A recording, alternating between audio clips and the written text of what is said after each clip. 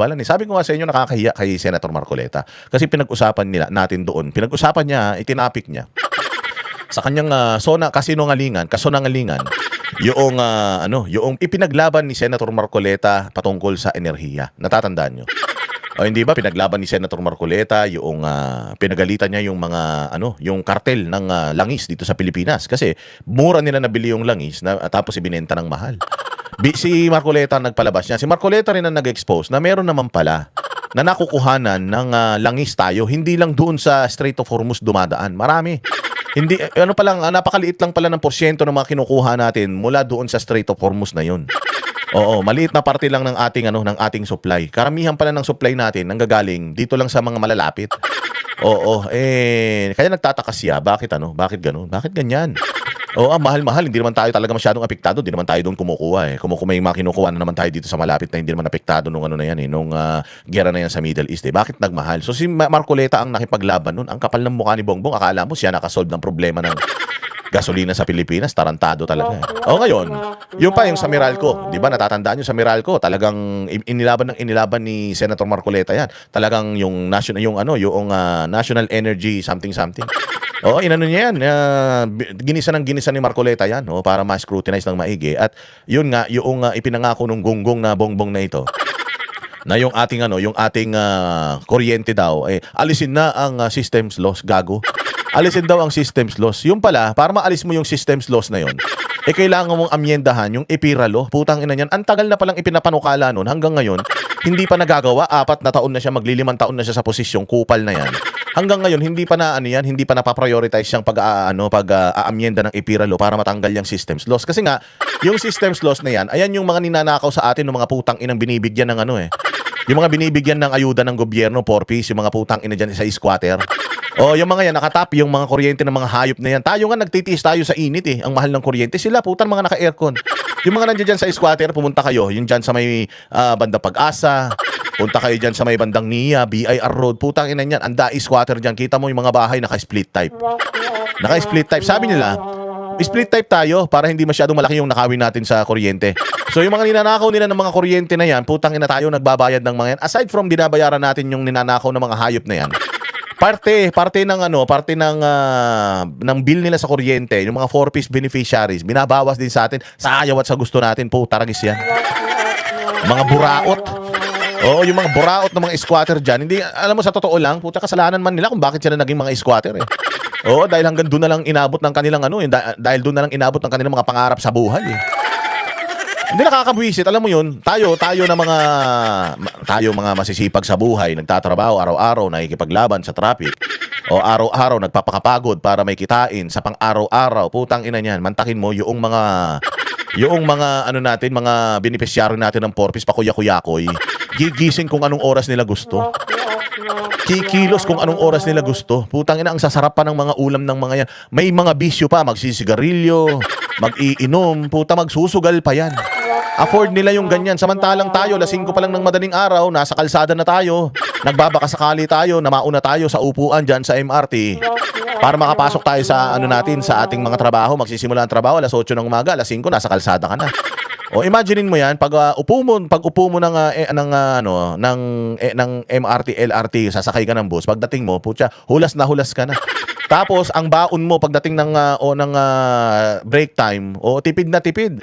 Isang kanin, sabaw, kalahating ulam. Ganun lang ang kinakain mo. Maswerte ka kapag medyo nalagyan ng sarsa yung kanin mo, medyo mabubusog ka.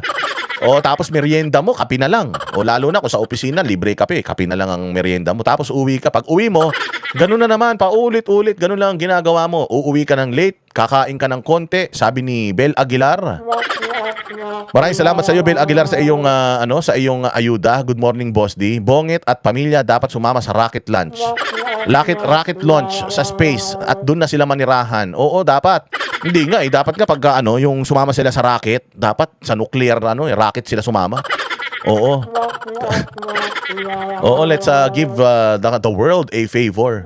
Dapat idikit yan doon sa Scud missile, hindi sa rocket ship. Oo. So sa araw-araw na ginagawa natin mga bossing, hirap na hirap tayo sa pang-araw-araw na tapos yung mga squatter dyan, sa sarap ng buhay. Chismisan, libre tubig, libre kuryente, may ayuda sa gobyerno, nakakapagsugal, bisyo, inom, yosi. Pagka medyo nakaluwag-luwag, may bonus, may pang-shabu. Oh, kaya 'yon. Oh, 'yon. So, 'yun yung sinasabi ko na mga systems loss. Oh, ano 'yan? Ipinapangako na nung tarantado, hindi pa nagagawa. Ang tagal-tagal na niyang pinipilit na mangyari, hindi nagagawa. Bakit? Kasi hawak sila sa leeg ng mga negosyante at saka nitong mga may power plant dito sa Pilipinas, mga bossing. Oy, maraming salamat ha.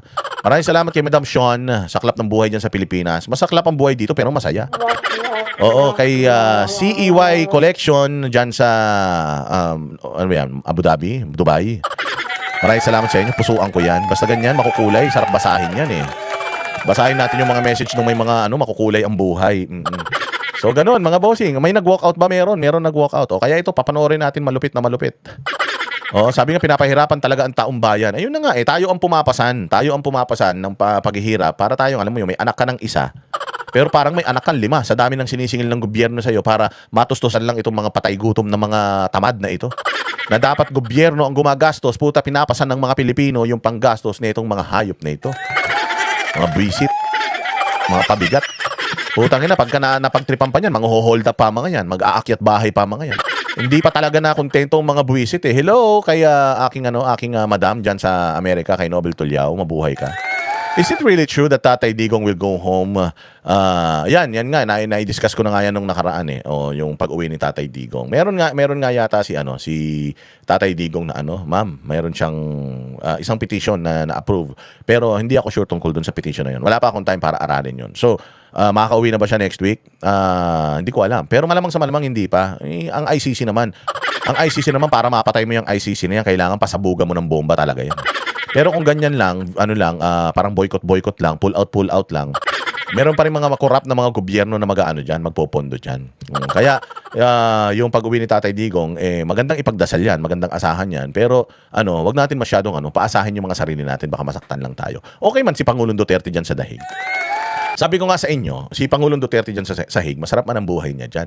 Maayos yung kanyang kulungan, malambot yung kanyang kama, malamig dyan, masarap naman yung kanyang mga kinakain. Pwede siya actually mag-request kung ano yung pagkain na gusto niya. Balita ko nakakakain na siya dyan ng munggo. Hindi ko lang alam yung bulad kung nakakakain siya. Pero sabi naman ni Pangulong Duterte, hindi naman daw siya mahilig sa bulad talaga. Oo, ito na nasabi niya to sa amin. Sabi ko, Pangulo, bakit ang hilig mo sa bulad? Sabi niya, hindi man ako mahilig sa bulad. Hindi man ako mahilig sa tuyo. Kumakain ako niyan pag meron. Pero kasi ang problema sa bahay namin, tamad kami lahat. Tamad kami kasi si Pangulong Duterte, tulog siya sa umaga, gising siya sa gabi. Tamad silang lahat dahil nga syempre pag gising siya sa gabi, lahat ng mga tao sa bahay gising din sa gabi. Amo nila si Pangulo eh. So yung mga yaya niya, driver niya, kung sino-sino man dyan sa bahay, gising din sila sa gabi kapag gising si Pangulo. Kasi pag may kailangan si Pangulo, kailangan nilang i-accommodate. So ngayon, matutulog sila sabay-sabay sa umaga na. O ngayon, syempre, groggy sila, tulog sila lahat. Pag bago gumising si Pangulong Duterte, gigising na rin yung kanyang mga kusinero, yung kanyang mga kasambahay. Ayun na. Ang pinakamabilis na lulutuin nila, bulad. Kasi mabilis man lutuin yung bulad, di ba? Mantika lang, lalagay mo lang yung bulad, ikot-ikot mo lang ganyan mo na. Tapos kuha ka ng mga talbos ng kamote, lagay mo na dyan. Madaling lutuin. Sabi niya, hindi ako mahilig dyan, pero madaling lutuin kasi yan. Kaya yan yung lagi namin kinakain. So nasanay na ako dyan. Kaya parang naging paborito ko na rin siya. Ganun yun. Pero yun na nga yung sinasabi ko, maayos dyan yung kanyang kalagayan dyan sa dahig, yung kanyang kulungan niya. Kumpara, sa totoo lang kumpara sa sinasapit ni Pastor Kibuloy, kumpara sa sinasapit nila Marcoleta, nila Mike Defensor, nila Bongo tuloy, nila Bong Revilla, tsaka ni Jinggoy Estrada, dyan sa mga city jail, sa Quezon City Jail, sa Pasig City Jail, mas mahirap ang sitwasyon nila kumpara kay Pangulong Duterte. Kasi kay Pangulong Duterte, mag-isa lang siya sa kanyang kwarto. So, wala siyang doon. Lahat, libro, may TV man siya doon, nakakapag-recreational man sila doon. Paglabas niya, may basketball court doon, may tennis court doon, lahat provided doon. Maayos yung kalagayan niya doon. Kaya nga, kung akala nitong mga putang inang mga nagpatapon sa kanya doon, napahirapan nila si Pangulo, hindi. Isang bagay lang, hirap na hirap si Pangulo ngayon, wala siyang chicks. Si Pangulo, hindi kasi yan mabubuhay ng walang chicks eh. Oo, chick boy talaga yan. Matanda na yan, pero chick boy talaga yan eh. Oo, yun naman, hindi nila maitatanggi yun eh. Sabi nga nila, hindi sila mga santo. Oo, pero sa sobrang charismatic, mapagmahal na mga Duterte, nai-inlove sa kanila yung mga chicks. Ngayon, yun lang ang wala siya. Pero lahat, provided naman si Pangulong Duterte. May clinic din naman doon. May nag-check naman sa kanya ng mga nurses and all. Chine-check yung kanyang health. So, okay man yung kalagayan niya doon. Hindi nga lang siya makalabas. Di nga lang siya makapasyal, pero sabi ko nga sa inyo, if you're gonna ask yung Duterte siblings kung si Pangulong Duterte ba doon kumbaga parang sabi nga nila, it's a blessing in disguise na si Pangulong Duterte kahit papaano nando doon. Why? Kasi nga, noong nag-retire si Pangulong Duterte sa politika, hindi na daw nila yan nakita. Nung nawala yan sa politika, 'di ba? Ilang years? Kailan lang ba siya naipadala? 2024 siya naipadala sa di ba? Sa Dahig. Oo, tama ba? 2024. 2024 na ipadala siya sa Dahig. Since 2022, 23, 2024, di daw nila nakikita 'yon as in. Di nila nakikita, di nila nakakausap dahil laging nasa labas. Chick boy eh.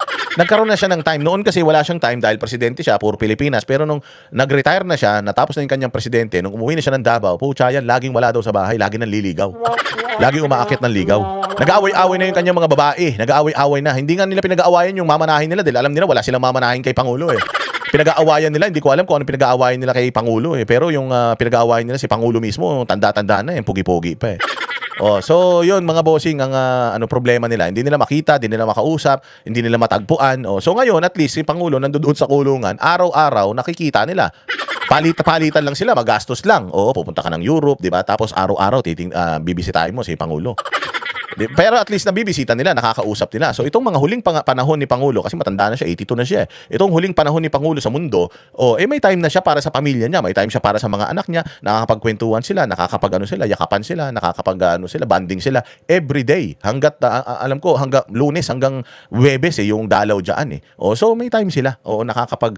Kumbaga mas naging close sila, yung wisdom ng tatay nila mas napapakinabangan nila. Although si Pangulo medyo na daw, talagang makakalimutin na. Parang meron na siyang early signs of Alzheimer's. Marami na siyang mga bagay na hindi na naaalala. Sabi nila, ang naaalala na lang daw ng Pangulo yung mga lumang alaala. Kaya daw pag nagkukwento si Pangulo, kaya pala, pag nagkukwento si Pangulo sa amin, lagi kinukwento niya nung nag-aabogasya siya.